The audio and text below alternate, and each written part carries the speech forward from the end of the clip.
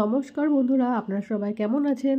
আশা করব বন্ধুরা যে যেখান থেকে আমার এই ভিডিওটা দেখছেন সকলে খুব খুব ভালো আছেন। আর আমিও আপনাদের আশীর্বাদে বেশ ভালো আছি। আর দেখো এখন ঘড়িতে বাজে সকাল 6টা। তো ঘড়ির কাঁটার সঙ্গে তাল মিলিয়ে আমিও শুরু করে দিলাম। আর বন্ধুরা এখন থেকে আমি ব্লগটি স্টার্ট করছি। আর দেখো আমার কিন্তু দুষ্টুর জন্য সব রেডি খাবার দাবার, তো ওরা এখনও রেডি হয়নি, ঘুমাচ্ছে। তো আমি ভাবলাম ব্রাশটা করে নিই, তারপর ডেকে তুলে দেবো খাইয়ে টাইয়ে। তো দেখো বের করে দিয়েছি, রেডি হয়ে গেছে। যেহেতু ওর মর্নিং স্কুল, তো ভোরবেলা একটু উঠতেই হয় আমাকে, তাড়াতাড়ি না গোছালে রান্না বান্না করব, ওর জন্য টিফিন রেডি করব, ওকে রেডি করে খাইয়ে ওকে ড্রেস করিয়ে তারপর তো ওকে স্কুলে পাঠাতে হয়। তো সেজন্য আমাকে একটু সকাল সকালেই উঠতে হয়। কিন্তু ভোরবেলা উঠে কত সহজে মানে কীভাবে যত কাজ করলে আমি তাড়াতাড়ি গুছিয়ে করা যায় সেটা করারই চেষ্টা করি সব সময়। তো দেখো ওদেরকে স্কুলে পাঠিয়ে দিয়ে, মানে ওদেরকে বলতে আর কি ওর বাবা তো ওকে নিয়ে যায়, তো সেই জন্যই কথাটা বললাম। আর দেখো তারপরে কিন্তু আমি ঘরের কাজগুলো করতে লেগে যাই।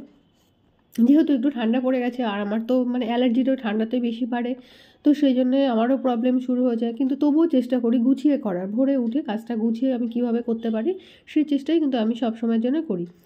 আর দেখছো যে আমি এখন কাঁথা টাথাগুলো ভাঁজ করে নিচ্ছি। আর দুষ্টু তো একটু একটা পাতলা কম্বল গায়ে গায়ে দেয়, তো সেজন্য ওর আর ওতে অরটা লাগানো হয়নি, যেহেতু ওটা অর লাগানোটাও পছন্দ করে না। আর আমি অরটা কেন লাগাই জানো তো? তাহলে না কাচতে সুবিধা হয়, যেহেতু মানে কাঁথাগুলো তো অনেক ভারী হয়, তাহলে কাচাকুচি তো করতে হয় না আমার। ওইটা মেলে একটু রোদে দিয়ে দিলাম আর অরটা খুলে ধুয়ে নিলাম, তাহলে আমারও সুবিধা হয়।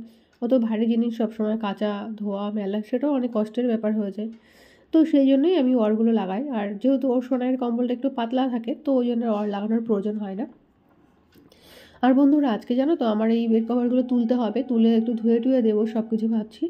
তো সেই জন্যই আজকে তাড়াতাড়ি করেই লেগে গেছি, যেহেতু এমনি ভোরবেলা উঠি, তবুও ভাবছি এগুলো আগে করে শীতের দিন শোকানোরও ব্যাপার আছে না। তো সেই জন্যই বেড কভারটা চেঞ্জ করে বালিশের ওয়াটারগুলো চেঞ্জ করে, কিন্তু রান্না বান্নার দিকে কিন্তু কিছুই হয়নি, তারপরে তো ওদিকে সব কিছু করবো। আর বন্ধুরা আর একটা কথা তোমাদেরকে বলে নিই যে আমার এই ভিডিওটি যদি তোমাদের ভালো লেগে থাকে তাহলে অবশ্যই একটা সাবস্ক্রাইব করে দিও। আর যারা এখনও অবধি আমার চ্যানেলটি সাবস্ক্রাইব করোনি তারা প্লিজ একটা সাবস্ক্রাইব করে দিও, আর লাইক কমেন্ট শেয়ার করে আমার পাশে থেকো। আর বন্ধুরা আর একটা কথা বলার ছিল যে তোমরা যদি এইটা আমাকে বলতে যে তোমরা কোন রিলেটেড ভিডিও আমার কাছ থেকে পছন্দ করো, তাহলে আমার একটু সুবিধা হতো। আমি চেষ্টা করতাম তোমাদের মতন তোমাদের রিলেটেড ভিডিও আমি বানানোর চেষ্টা করতাম। আর বন্ধুরা আর জানো তো আমার সকালের খাবার কিন্তু এখনও রেডি হয়নি, যেহেতু শুধু সোনাইয়ের জন্য ওটা বানিয়ে দিই। খিচুড়িটা তো ওর জন্যই করি, ডালিয়ার খিচুড়ি করে দিই ওকে। ওটা কী বলো তো, তোমাদেরকে আগেও বলেছি আগের ভিডিওতে যে ওইটা আমার খুব সহজ হয়। আর শীতের বেলা তো, মানে শীতের বেলা বলতে সকালে একদম মানে অত সকালে না কিছু করাটাও খুব মুশকিল হয়ে যায়। তো সেই জন্য আগের দিন রাত্রে থেকে প্ল্যানিং করে রাখি যে কী দেবো, সেভাবেই সব গুছিয়ে গাছিয়ে রেডি করে রাখি। আর জানো তো ওইটা করে দিই, তারপরে ওকে বেরিয়ে মানে ওকে স্কুলে পাঠিয়ে তারপর কিন্তু আমি আমাদের খাওয়ার ব্যবস্থা করি। তো ভাবছি আগে সংসারের কাজগুলো এগুলো আগে গুছিয়ে গাছিয়ে করে নিই, তারপর আমি ওর বাবার জন্য কিছু করব। আর দেখো ওই যে বেড কভারটা তুললাম না, তার ফাঁকে বলে নিই, তো ওইটা ভাবছি আগে একটু আমি ওটা ভিজিয়ে রেখে যাই, না হলে না মানে মানে ভিজিয়ে দিলেই ধুয়ে দিলে না পরিষ্কার হয় না ঠিক। তো সেই জন্যই ভাবলাম যে ওটা একটু কিছুক্ষণ ভেজানো থাক, তারপর আমি না হলে ধুয়ে দেবো। আর এই যে সার্ফ টাপ দিয়ে মাখিয়ে রেখে যাচ্ছি, ওদিকে কাজটা সেরে স্নান করার আগে ধুয়ে দেবো, সেই জন্যই মানে কি ভিজিয়ে রেখে আসলাম বালতির মধ্যে। আর দেখো এদিকে চলে আসলাম, দুষ্টু বই খাতাগুলো কীভাবে ছড়িয়ে ছিটিয়ে রেখে দিয়েছে। সেই জন্য এই টেবিলের উপরটা একটু গুছিয়ে গাছিয়ে বই টইগুলো পেন টেন পেন্সিলগুলো একসাথে করে রেখে সাজিয়ে গুছিয়ে তারপরে আমি আবার ঘরটা ঝাড়ু টাড়ু দিয়ে একটু মোছামুছি করব, করে যাব রান্না করতে। আর রান্নাও একটু ব্যস্ত থাকবে, যেহেতু ও তো সকালবেলা খেয়ে যায়, আবার দুপুরবেলা এসে খাবে। একটার মধ্যে চলে আসে, মোটামুটি 12:30টায় স্কুল ছুটি হয়, একটার মধ্যে চলে আসবে। এবার তারপর দুপুরের খাওয়ার ব্যবস্থা করতে হবে না, না হলে সেই ভোরবেলা দুটো তো সেভাবে তো খাই না, তবুও তো করতে হয় না। এবারে কি টাইমে না দিতে পারলে বাচ্চাদের নিজেদেরও খারাপ লাগে না, যে এই বাচ্চাটা এতটুকু বাচ্চার এত লেটে খাইয়ে দিচ্ছি, সেটা নিজেদের খারাপ লাগে না? এবার সেই জন্য টাইমের মধ্যে তো সবই করতে হবে, বুঝতেই পারছো কতটা ব্যস্ত থাকা যায় সংসারে। আর এই দেখো সেই জন্য বেড কভারটা ভাবছি আগে ধুয়ে দিয়ে যায়, মানে একটু থুপিয়ে নিয়ে তারপরে ধুয়ে তারপরে আমি ভাবছি রান্নাটা করব। আর তার মধ্যে কিন্তু তোমার দাদাভাইকে সকালে 2টো রুটি করে দিয়েছি, ও সকালে খেয়ে বেরিয়ে গেছে। আর দুপুরবেলা রান্নাটা এবার ভাবছি স্নান টান সেরে করবো, যেহেতু আমার ঠান্ডা লেগে থাকে সব সময়, শীতের মধ্যে না ভীষণ কষ্ট পাচ্ছি জানো না। তো সেই জন্য একটু তাড়াতাড়ি স্নান করার চেষ্টা করছি, যেহেতু মানে একটু লেট হয়ে গেলেই আর কি শুরু হয়ে যায় অ্যালার্জিটা, মানে প্রচুরভাবে বাসা করে আছে শরীরে, বুঝেছো? সেই জন্য না আর মানে পারি না, এত ঠান্ডা সমস্যা হচ্ছে সে কি বলবো। আর এই দেখো আমি চলে এসেছি, এই যে বেড কভারটা ভালো করে নিংড়াচ্ছিলাম, না নিংড়ালে কী বলো তো, এটা না ভালো করে আর কি নিংড়াতে পারছিলাম না, কাপড়টা না খুব মোটা আর কি। আর ওই জন্য একটু বেশিক্ষণ ধরে যেহেতু ওখান থেকে তোলার পরেও নিংড়েছি, তবু মনে হচ্ছে যেন একটু জল ছিল। তো এগুলো মেলে দিয়ে চলে আসবো, স্নান করে নেব, নিয়ে যাব রান্নাঘরে।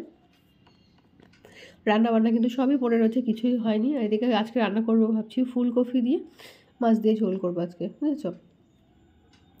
আর এই দেখো ফুলকপিগুলো আমি কিন্তু আগে থেকে সেদ্ধ করে রেখেছিলাম, তো ভাবলাম সেদ্ধ করে যখন জামা কাপড়গুলো ধুতে গেছিলাম না, কাচতে গেছিলাম, তখনই আমি ওটা সেদ্ধ করে রেখেছিলাম।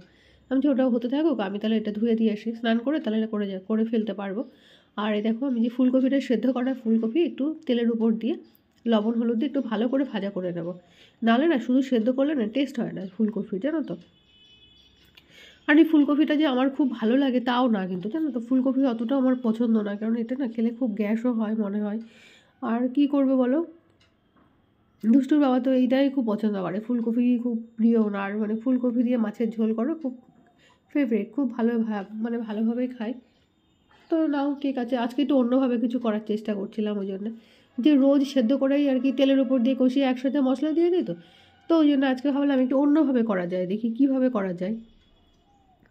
তার জন্য দেখো যে আমি রসুন ছাড়িয়ে রেখেছিলাম আগে থেকে, রসুন ছাড়িয়ে আবার মোটা রসুন কিছু ছিল, তার জন্য ওই মোটা রসুনগুলোর মাঝখান থেকে একটু ফাল করে রেখেছিলাম, মানে দুই তিন ফাল দিয়েছিলাম যাতে ভাজাটা ভালো হয়ে যায়।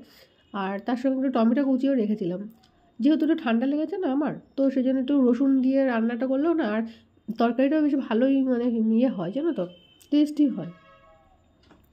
তো আজকে সেই জন্য আমি অন্যভাবে করার চেষ্টা করলাম। আর তার জন্য দেখো একটু কি করেছি, একটু লঙ্কা কুচিয়ে দিয়েছি 5-6টা মতো, আর একটু আদা জিরে বেটে রেখেছিলাম, শিলেই তো বাটি আমি, কিন্তু মিক্সচার ইউজ করিনি। আর একটু একটা টমেটো কুচিয়ে রেখেছিলাম। আর এই মশলাটা কিন্তু কিছুক্ষণ ধরে ভালো করে কষিয়ে নিচ্ছি। কী বলো তো, যে কোনো তরকারি না একটু ভালো করে কষা না হলে কিন্তু ভালো লাগে না, টেস্ট হয় না, জানো তো। এবার ওইটা কিন্তু কষাটা হয়ে গেছে দেখো, এবার আমি ফুলকপিটা ওর সাথে ভালো করে কষিয়ে নেবো কিছুক্ষণ ধরে কষানো, মানে এমনি তো মুখে আমার ভালো লাগছে না, কিছু ঠান্ডা লেগে আছে বলে।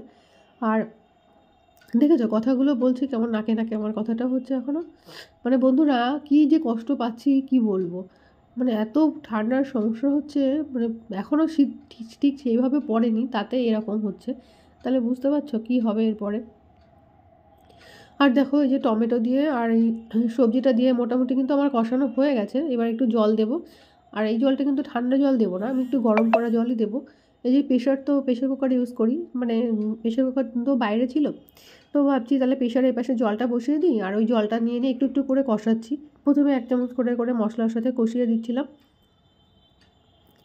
মানে তরকারিটা কষাচ্ছিলাম, আর ওই যে একটু করে জল দিচ্ছিলাম। তা মোটামুটি বুঝলাম কষানো হয়ে গেছে, এবার কিন্তু আমি জল ঢেলে দিয়ে মাছটাও দিয়ে দিলাম। দেখো এটা কিন্তু সেই ভেটকি মাছ, যেহেতু সোনাই খেতে চায় না না, ওই জন্য ওর বাবা এরকম জিনিস কিছু নিয়ে আসা, যে কাটা একটু কম, তো ভেটকি মাছ দিয়ে আর এই মাছ ফুলকপি দিয়ে আজকে ঝোলটা হচ্ছে।